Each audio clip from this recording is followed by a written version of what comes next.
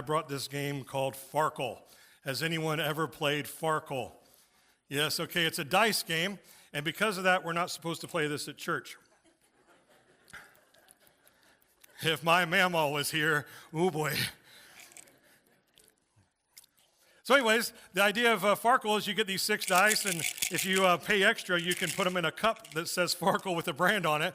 If you were poor like me growing up, we just had 6 dice that we collected from old Monopoly sets at garage sales. Anyways, you put them in your thing, and then you take them and you roll them, and depending on how the dice fall, you get points accordingly. And so if you get points, you can take the dice out, set them to the side, and you keep on rolling. And you keep on rolling the dice until you score no more. And if you lose all your points, if you don't score, you farkle and lose all your points, and you have to pass the dice to the next person. Now, as long as you're scoring points, you can keep on going and add them up, and you get a lot of points. But there's always that risk that at some point you're going to roll the dice and farkle and lose all your points. And at that point, what the appropriate thing to do is everybody else at the table yells farkle, and they laugh at you.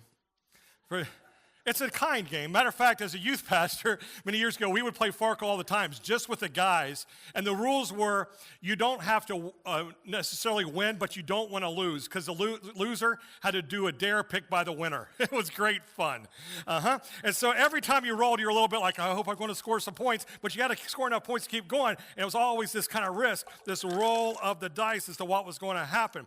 So here's the thing about Farkle. You can win it all. You can win big, but you also can lose it all. A massive windfall could come your way, or you could experience colossal disaster.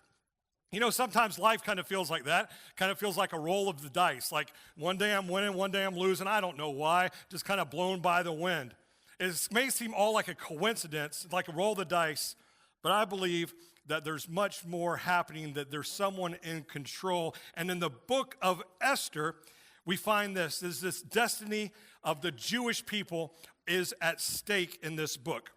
And it seems like this destiny of the people is subject to a roll of the dice. But we'll discover that God is working behind the scenes to fulfill a grand saving purpose. So the book of Esther presents us with one of the most intriguing episodes, I believe, in the Old Testament. Now, again, we've been talking about neglected books, maybe some books of the Bible that aren't as well known, and this is maybe one of the more well-known of all the neglected books we'll talk about. So perhaps you've heard this story before. Each week, as Pastor Mark has brought the first 3 of them, they've been shorter books, like, maybe 13 to 18 verses, something like that. This one has 10 chapters. Pastor Mark reads through every verse, and then he talks about it. So we're going to read through all 10 chapters, and I'm going to talk about it. I'm just kidding, we're not. So because of that, I got like a half hour to do the talking, and I got 10 chapters to do, and it's like the pivot point of the Jewish people, and I'm supposed to do this all in 30 minutes. So stick with me, we're going to go fast. All right? So this is a big picture story, not verse by verse breakdown. So where are we in the world at this time? Great question. So a little geography, history lesson for you combined. We have a map. And so this map tells us a little about what happened. So you see modern day Egypt in the bottom left there on the left-hand side. The Great Sea, that's the Mediterranean Sea. Now this takes place in an area called Susa, all right? And right there you see a triangle with the letter E in it. E stands for Esther. That's where Esther lives at this point in history. And we're going to find out how she got there, what's happened. So you see it's there in Babylon, okay, in the Persian area. And so, again, we're going to go through history so you know where it is, but I want you to have a visual of what's happening. So here's what's happening. There's a king. And his name is Xerxes, or maybe in the version of the Bible you have, he has a much longer name, and it's, I can't pronounce it because I looked it up, and I keep on trying it, but I just do my best. So anyways, we're going to go with Xerxes because I'm better at that, all right? And Xerxes has a 180-day feast because he's a king, and apparently he's really rich. 180 days. For those of you who know about calendars, that's half of a year. All right? That's like 6 months. So I don't know about you, but I put on a little extra weight every holiday season, and it's just like 4 to 6 weeks. I can't imagine, like 180 days, that's a long time. And then after the 180 days, if that wasn't enough, just to like put on the dog, he goes for 7 days more, and he does this big show-off event for all the menfolk. So he gets all the menfolk together, and they're just partying hardy. It's big, it's lavish, it's extreme. And so while he's having this thing happen, King Xerxes, he has a queen. Her name is Vashti. And Vashti holds a 7-day feast of her own for the womenfolk. And so the Bible says, while he was in high spirits from the wine, you know what that means, Xerxes ordered his queen Vashti to appear before him and to come display her beauty for all of his guests. So you can imagine how this goes. Xerxes with all the guys, they're drunk, they're hanging out, and now Vashti, come show your beauty to all the guys. Right? Yeah, it's not a great situation. So the attendants go and give the king's command to Queen Vashti. But Vashti refuses to come into his presence. Now, I don't know if you've heard how kings of old in particular dealt with disobedience, but it's not good. They rarely take too kindly to it. So he was so hot, he was so mad, the king asked his wise men what should be done, all right? So he's like, come on, wise guys, tell me what should happen. And one spoke and said, all right, if she doesn't come in here, just wait until all the women find out what this queen has done. Then there'll be all kinds of problems. The women won't be respecting their husbands. There's going to have all kinds of problems in the kingdom, so you probably ought to get rid of her. That's a paraphrase. All right? So now the king needs a new queen because, he gets rid of her. And here's the new plan for a new queen. Bring in all the beautiful young virgins from throughout the kingdom, gather them into the palace from every province around. Then after he brings in all these young women, they undergo 12 months of beauty regimens, just like I have today to be here to preach to you. You don't believe me, apparently.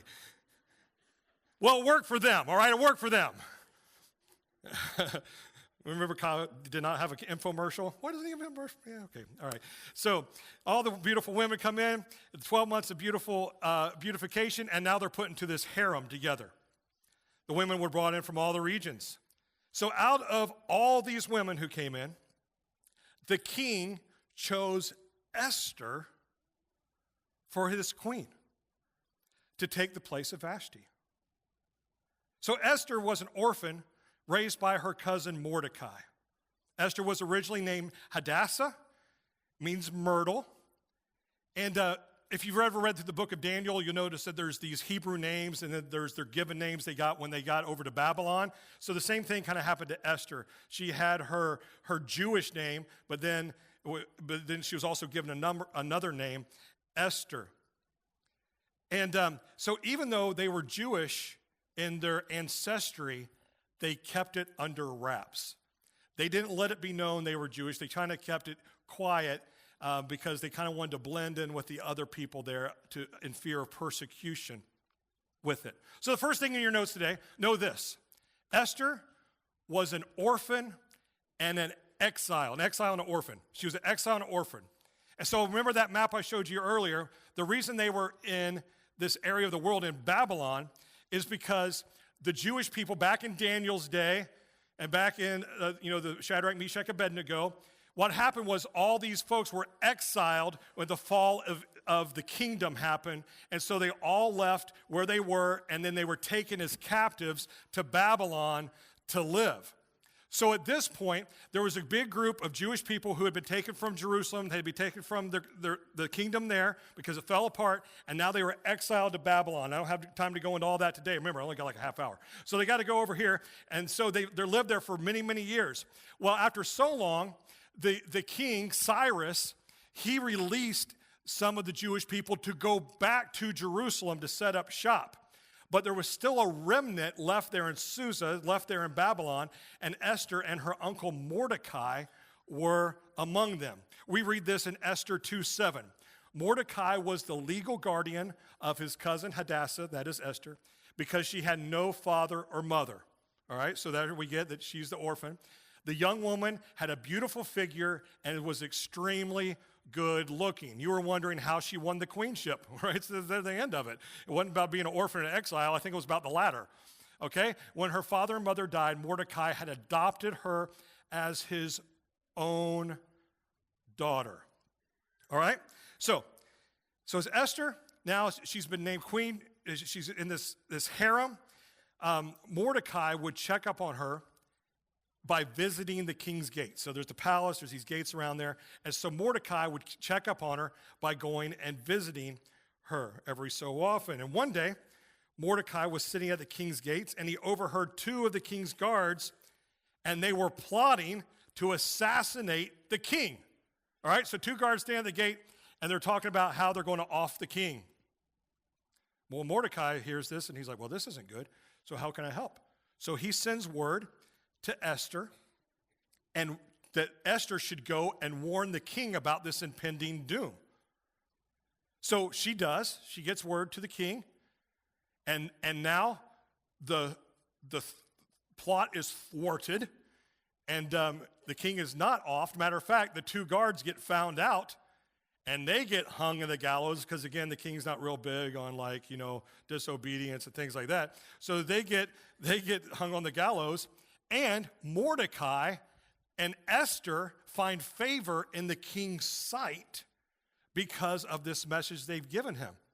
All right, so Mordecai, and it gets written down in the king's journal, like in the papers and the writings, the annals of the king.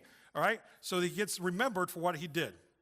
Now, we'll remember that here in a little bit. It'll come back later. I move on. Now we're in chapter 3.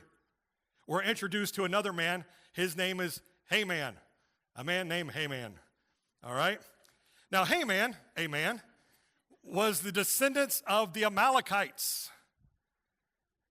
So what does that have to do with anything? Well, it does have to do with anything. So many years before, the first king of Israel, his name was Saul. And Saul, the Israelites were at war with the Amalekites. The Amalekites were like some of their arch nemesis, and they kept on defeating them and stuff. And so anyways, God gave the word that the Amalekites should be wiped out, that they were going to come to war, and God gave a plan that they'd be wiped out, never to persecute the Israelites again. But what he said was make sure there was no one remaining, no remnant, that everybody would be killed off in this war. But Saul allowed some to live against the order of God. And there was still this remnant of the Amalekites living. Well, Haman is apparently from that line. He has come from this line of people who hate the Jewish people. And so when they were supposed to be off so they could go into the promised land, when Saul didn't do that, this remnant remained. You know, sometimes, this little side note here, sometimes we like to think that our decisions don't matter in the big scheme of things, that what's it going to hurt? And sometimes those decisions have lifelong or year-long or generational-long ramifications. Our decisions matter. So all these years later, we have Haman, a man who carried a grudge against the Jews. He held a high position in the Persian Empire under King Xerxes, and King Xerxes granted Haman one of those prominent positions of the realm. He gave him special honors. Haman was placed higher than any of the other nobles in the kingdom. Matter of fact, Haman was so important that when he came through the city and when he would go through the people, everyone was supposed to bow in honor of Haman because he was so important. He was so special. And so when he would ride through the streets, everyone would bow down to Haman. Everyone would do this. Every single person would do this except for one guy, Mordecai. Yep, the guy Mordecai would not bow down to a man, a Haman. I practiced that all week, and that's the best I got. So Mordecai, the Jew, would not bow down to Haman, the Amalekite. The official who saw Mordecai not be in obedience, they told Haman about Mordecai's true nationality, about who he really was. And this enraged Haman. After all, he was all that, and he wanted the respect due him. So number one, he wanted he wanted the respect of his position, but he also had this grudge because of their nationalities, because of their ethnicities and background. So, with his wife and advisors, he plotted against not only Haman, but all the Jews, making a plan to kill them throughout the Persian Empire. So he gets this whole plan in place and to set up what he needs to do. And he let me read it from Esther 3:7 for you. It says, in the first month, the month of Nisan, the king, this is that guy I was telling you about, King Xerxes, the 12th year, the pur, that is the lot, was cast before Haman for each day in the month, and it fell in the 12th month, the month of Adar. So here's what happened. Haman literally took a die. It's called the pur, P-U-R, and he rolled it to figure out which day would be the day of the Jews' demise. So he literally rolled a dice. Now, it's the first month of the year when he does this, and then it lands on the 12th month of the year. So that means in 11 months, that's going to be the 13th of Adar is going to be the day of the Jews' demise. So Haman rolls the dice. Put that in your notes. Haman rolls the dice. Literally and figuratively. Because he's making a bet that this is going to work. He's making a bet that we're going to be able to take out all the Jewish people, and he's going to get the honor, and he's going to get the glory, the prestige, and finally the revenge for his people as well.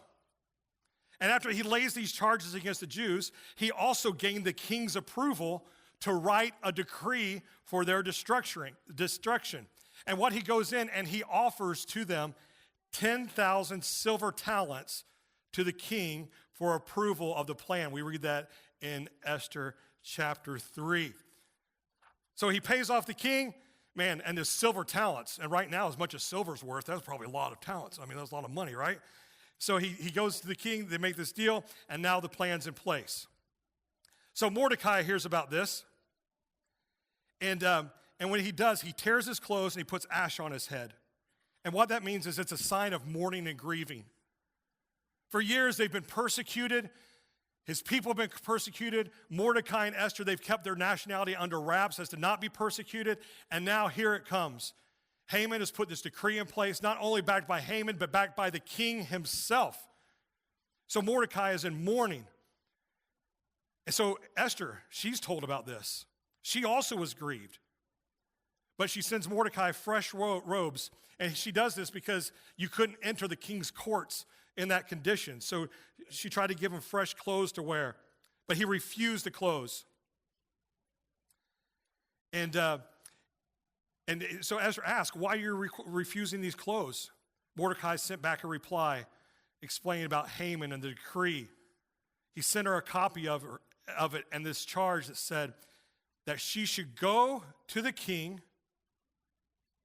to make supplication to him and to make request before him for her people.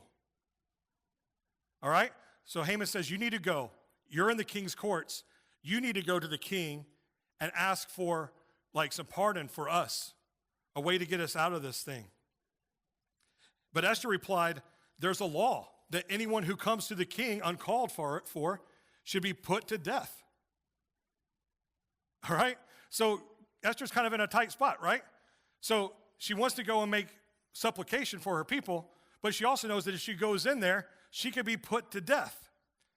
But there's one exception, such to whom the king shall hold out the golden scepter that he may live. But Esther says, but I have not been called to come unto the king these 30 days. So Esther says, I could go, but if I do, I could be put to death. And if I go, he has to extend that scepter to me. And if so, I'm good, but he hasn't called me into his courts for 30 days. I can't just be showing up. You remember Vashti? Yeah, I can't just be going in there all willy-nilly. I got to wait till I'm called. So Mordecai was told about Esther's replies, and he sent another message back to her. that Esther should not think that she would escape the genocide because she was in the king's house any more than all the rest of the Jews. Now, this is important. Mordecai doesn't give like this big word of hope that it's all going to be okay for Esther personally. Matter of fact, he kind of says, you may have to take one for the team. You may not live through this. That's a hard word to hear. And that just because she's in the king's house doesn't make her not part of the Jewish people. It doesn't make her exempt from what he might do. And he even says this, and if she kept her peace, Mordecai still had faith that God would answer his people's prayer even if it wasn't through Esther or even if it wasn't through him. You see, God made a promise years and years before that the Jewish people would return and they would be able to go back to Jerusalem and he would follow through with his promise. And Mordecai remembered that and remembered that God wouldn't come up empty on it, but it still may come at a price for them. So in chapter 4, verses 13, 14, Mordecai sends these words. Mordecai told the messenger to reply to Esther, don't think that you will escape the fate of all the Jews because you are in the king's palace. If you keep silent at this time, relief and deliverance will come to the Jewish people from another place. But you and your father's family will be destroyed. And listen to this. Who knows?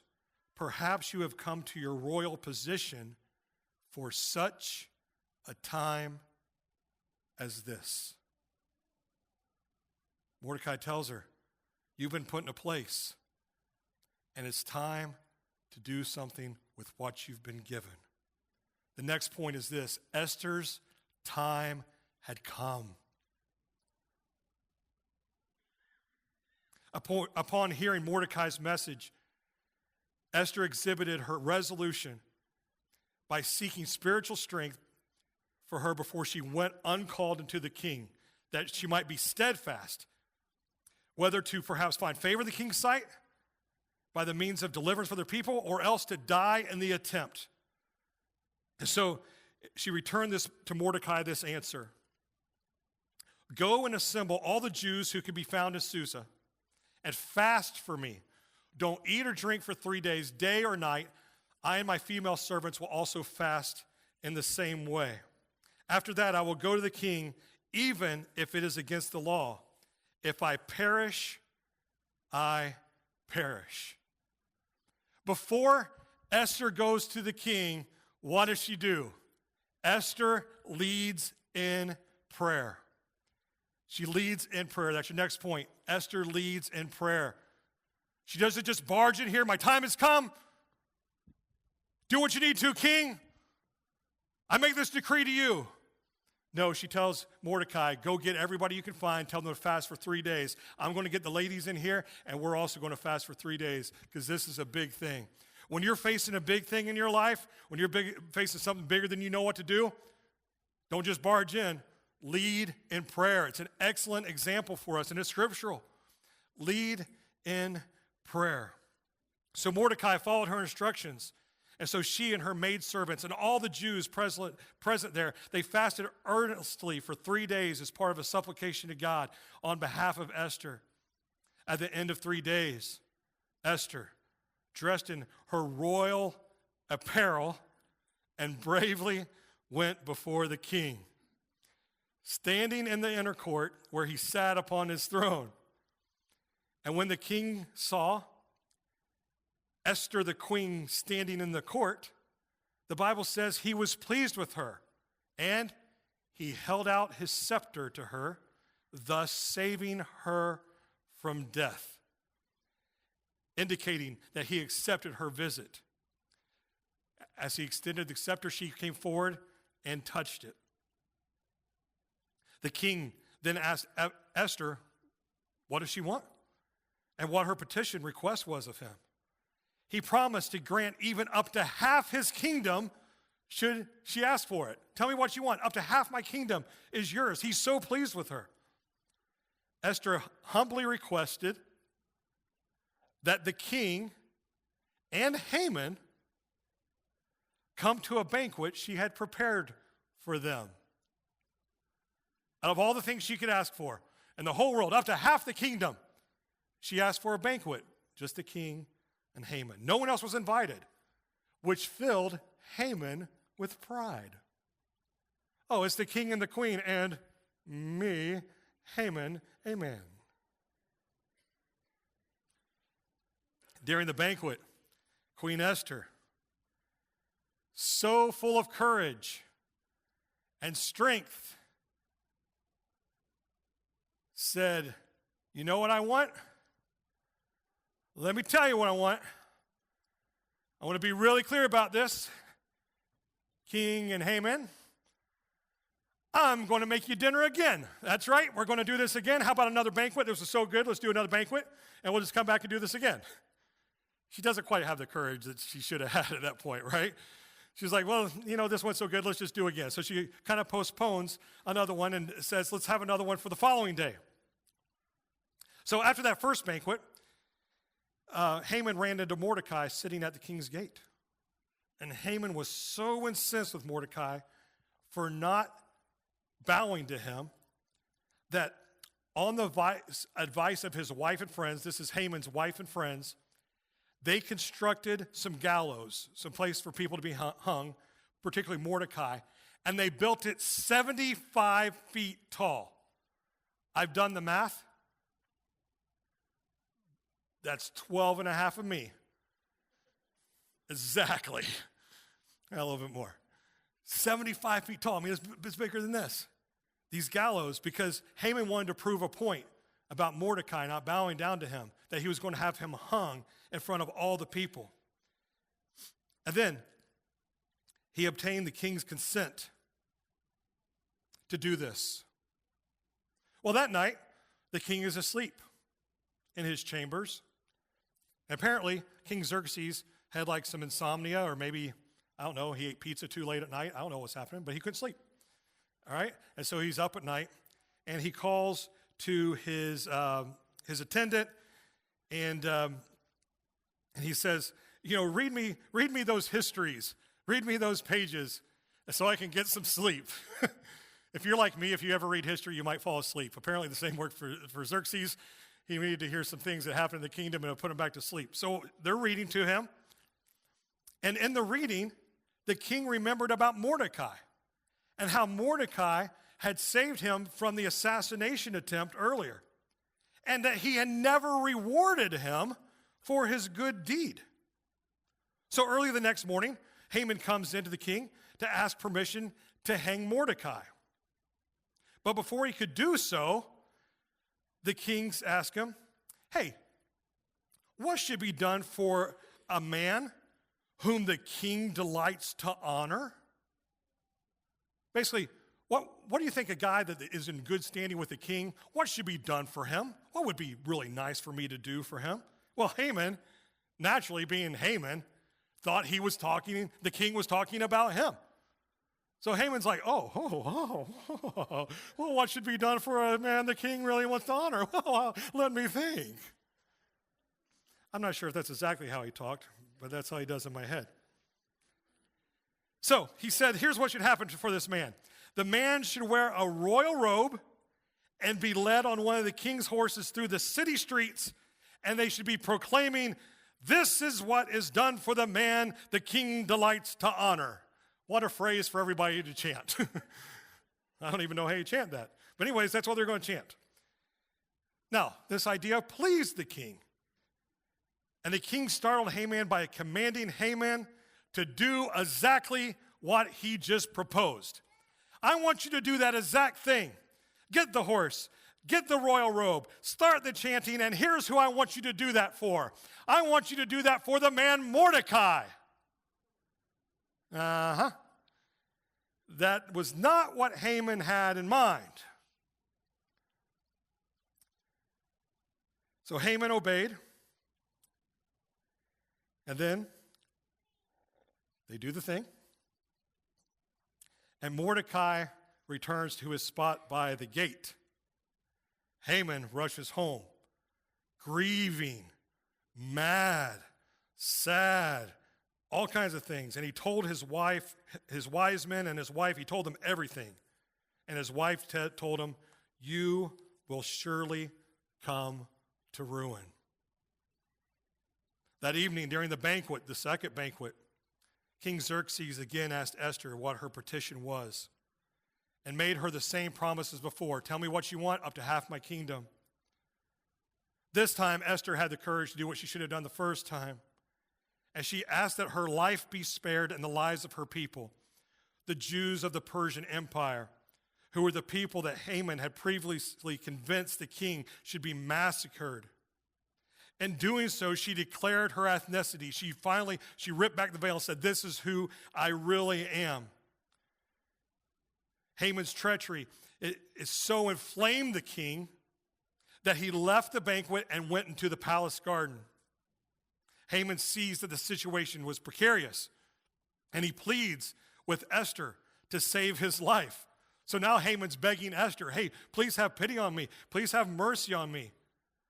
And so again, the king goes into the courts, out of the room, and now Esther's on the couch at the banquet they're having, and Haman is pleading with her, pleading so much that he falls over the couch where she's sitting. And about that time, the king comes back from the courts and comes back into the room, and there she is sitting on the couch, and there he's bent over the couch, standing there, and the king's like, whoa, wait a minute, Haman. That's my beautiful, well-figured wife.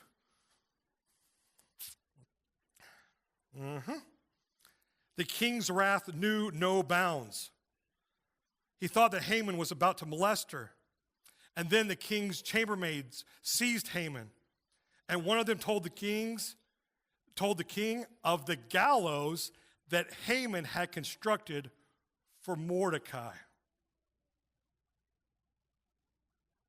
The king said, hang Haman thereon.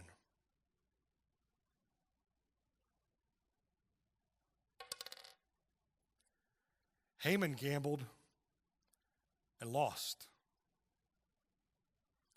He set up the whole plan. He set up what needed to happen. He had the gallows constructed. But when his evil intentions were found out, he was put thereon instead of Mordecai. The Bible says this, they impaled Haman on the pole they had set up for Mordecai. Then the king's fury subsided. The king then appointed Mordecai as his prime minister, after which Esther went again before the king. Esther goes before the king and falls down at his feet and besought him with tears to put away the mischief of Haman. Then as before, the king held out the scepter towards Esther as she stood and pled with him to reverse the letters of Haman against the Jews. Please undo what's been done. So as a consequence, the king instructed Mordecai to issue a decree giving the Jews the right to defend themselves. He couldn't just take away the decree, but he could empower them to fight back against what was coming. So the second edict allowed the Jews to take up arms and kill not only their enemies, but also the enemies' wives and children and partake of the plunder. And this precipitated a series of reprisals by the Jews against their enemies. Basically, they kind of get vengeance back as people come to attack them. They get to reclaim what was stolen from them. And guess what day this fight started on? The 13th of Adar. The date the Jews were originally slated to be exterminated now became the day of their freedom and their salvation. Even though they were allowed to take plunder, according to God, they took no plunder. And because of this, the Jewish people established an annual feast. Perhaps you've heard of it, the Feast of Purim, P-U-R-I-M. It's known as the Feast of the Dice, in memory of their deliverance. And according to the traditional dating, This took place about 52 years after this exile to Babylon. So here's what we find out. God delivers his people.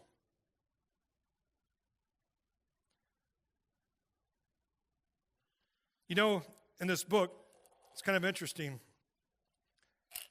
Over and over, there seems to be these coincidences. Coincidize? Quinkydinks? That there's just kind of a roll of the dice, a luck of the draw.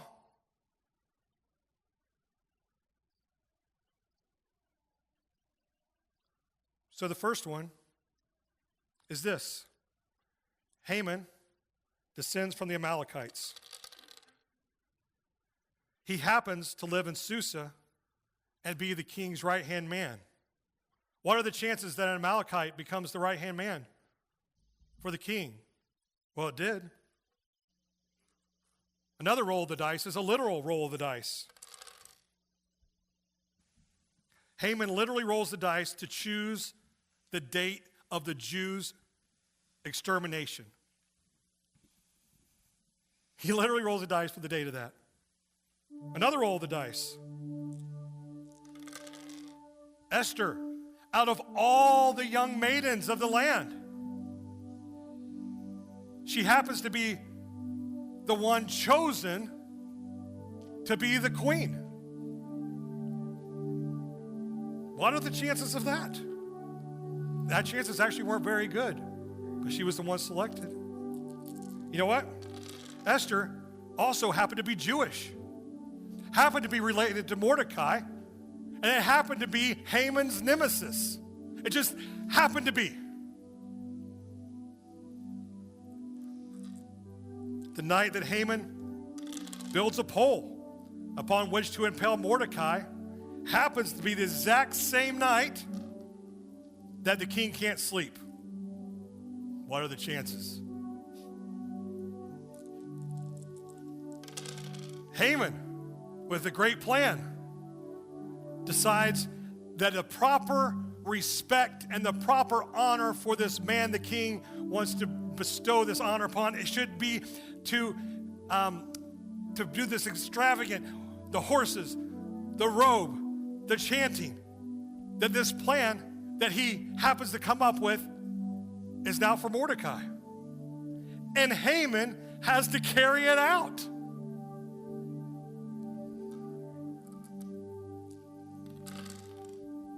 Now, what are the chances that the moment that the king walks back into the room is the moment that Haman stumbles upon the couch next to Esther?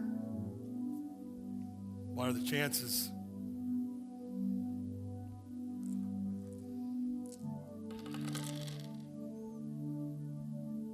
Haman is impaled on the very pole that he built for Mordecai.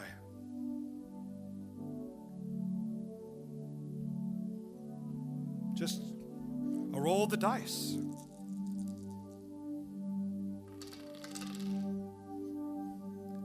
How would it be that the dice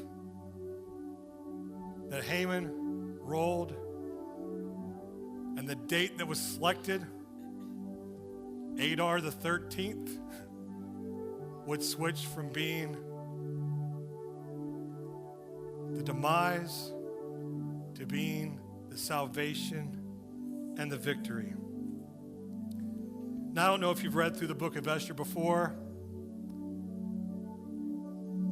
or if you happen to read through it this week, but there's one word that's omitted in the book of Esther. And it's a very important word. And it's a word that you would think would show up on every single page of the Bible. But in 10 chapters of Esther and all the verses, there's not one mention. And this word is the name of God. Nowhere in there is it mentioned. Now, how would that be? How would that be that there's no mention there? Isn't it everywhere? How come there's no mention of the name of God? The the creator of all things, the sustainer of all things, the one who keeps all things together. How is there no mention? And all these coincidences added up, all the dice being rolled, all these things happening, it does not come into play. What's happening? Where is God in the middle of this? Where could he be? Well, I would submit to you, church, that it's not that God is gone, it's that he was there the whole time. All those rolls of the dice,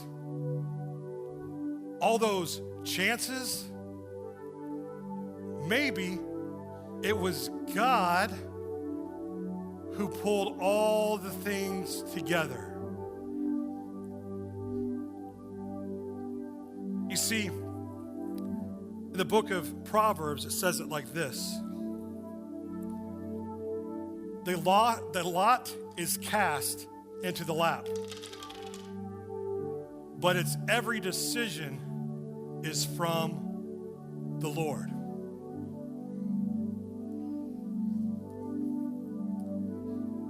Just like God watched over the Israelites, God promises to watch over his people, the church. In Colossians chapter 2, it tells us that all the Old Testament feasts were a shadow of what was to come in Christ Jesus. Sin rolled the dice and ordered the day of our death. Sin rolled the dice and ordered the day of Jesus Christ's death. But guess what? This day of judgment, instead of us being thrown into a lake of fire, sin and death are thrown into the lake of fire instead.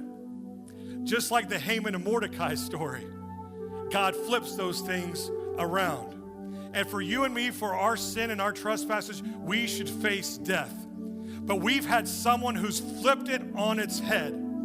And Jesus Christ came to take our place that we wouldn't face the punishment for death. If we believe in him and we put our faith in what he's done, he says he will forgive us and he will make us new and he will take our place. And we can have life because of what he has done. Sin rolled the dice. The devil rolled the dice. But God had the final word. Now, I don't know what you're facing in your life. You may be in a situation like Esther, where you're someplace you never thought you would be. Esther never had ambition to be the queen. She was just trying to be a regular girl doing the regular things that young ladies do. And she was taken to this place and put in positions she never thought she would be. And to have a voice in a way that she never thought she'd have a voice. Some of you are going through some tough times right now. You're being lied about, like Mordecai. You're being set up, you think? It could be lots of things like that. I don't know. It could be a time of darkness where you're not sure if God is hearing your prayers. God doesn't always just show up when you think he shows up, but he always shows up on time. He never misses an opportunity to do what's right and to accomplish his will.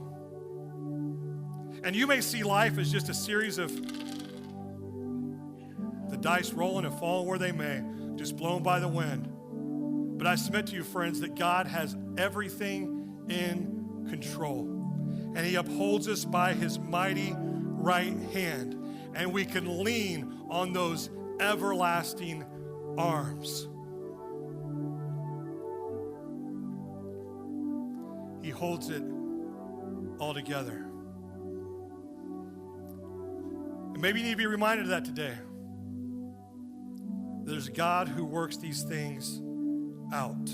Take a courageous stand like Esther and Mordecai, knowing that life may look sometimes like just a roll of the dice, but behind the scenes, he works it out like Romans 8:28 says.